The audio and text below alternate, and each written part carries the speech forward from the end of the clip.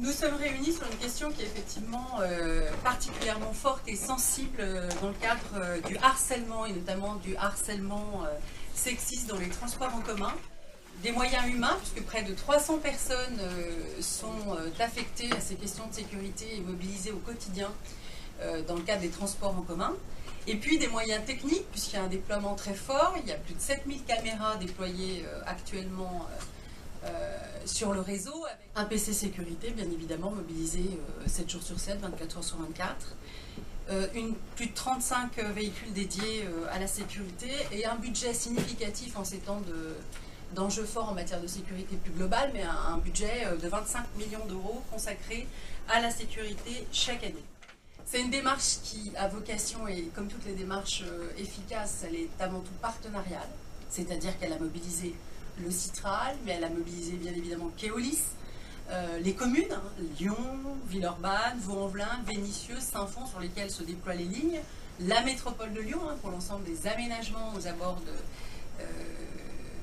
des éléments, la délégation régionale aux droits des femmes et à l'égalité, la préfecture, le cabinet du préfet aussi délégué pour la défense et la sécurité, enfin l'ensemble des acteurs qui sont présents aujourd'hui et même qui ne sont pas présents, mais qui ont participé à cette démarche. Bonjour, alors moi c'est Sophia, je suis étudiante, donc j'utilise la ligne C12 quotidiennement, ce pourquoi j'ai voulu participer au projet des ambassadrices. Moi j'ai rejoint le projet en cours de route, et donc voilà, je trouvais ça super intéressant de participer, de renforcer l'équipe, étant donné que je suis étudiante, donc histoire qu'il y a un panel assez large, donc on a vu il y a des mamans, il y a de tout et c'est ce qui est super intéressant. Et donc voilà, donc c'est un projet qui est devenu vraiment important pour moi. Et d'ailleurs merci. Merci pour tout ce que vous avez fait déjà et tout ce que vous allez faire, parce que c'est super important pour nous, qu'on soit femme ou jeune femme ou même une jeune fille. On va faire une grande campagne de sensibilisation en ligne et auprès de nos clients pour pouvoir les informer qu'il y a cette enquête en cours et qu'on aimerait avoir leur témoignage sur la question du harcèlement sexiste dans les transports en commun lyonnais, bien sûr.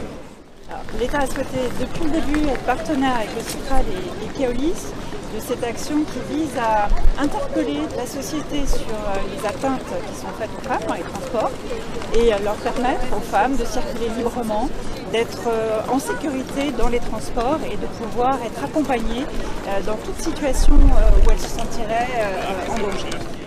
Le président de la République a souhaité que l'égalité entre les femmes et les hommes soit la grande cause nationale du quinquennat. Donc c'est vraiment un geste fort et ça débute par un tour de France de l'égalité. Donc partout en France, depuis plusieurs mois, il y a des actions qui sont menées avec tous les partenaires pour justement interpeller la société sur la situation des femmes, promouvoir des actions qui facilitent leur vie et qui leur permettent d'être vraiment en situation d'égalité.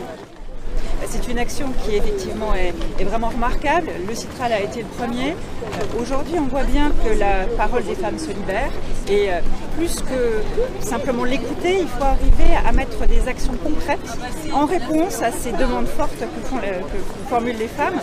Et avec le travail engagé par le Citral, on le voit, il y a des actions extrêmement concrètes, mais très importantes qui sont menées pour permettre d'interpeller l'ensemble de la société sur le fait que ces atteintes aux femmes dans les transports ne sont pas normales, pour permettre d'accompagner les femmes qui se sont menacées, pour accompagner les victimes. Et la police nationale d'ailleurs est particulièrement active et partenaire du Citral. Que tout le monde puisse contribuer à ce que, quel que soit le lieu, quelle que soit la situation, les femmes puissent être prises en compte et se sentir justement protégées et qu'elles puissent obtenir ce droit à être en situation d'égalité.